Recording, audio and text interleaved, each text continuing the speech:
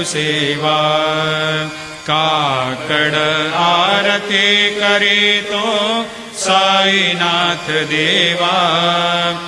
चिन्मय रूप दाखवे घेऊनी बालकलघु सेवा भूखे चरव्यापुनी अवघे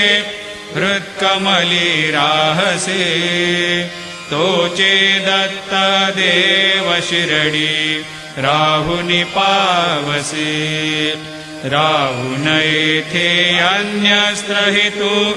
भक्तास्तव धावसे निरसुनिया संकटा दासा अनुभव दाविसे न कळित्वल्लीलाही कोण्या देवा वा मानवा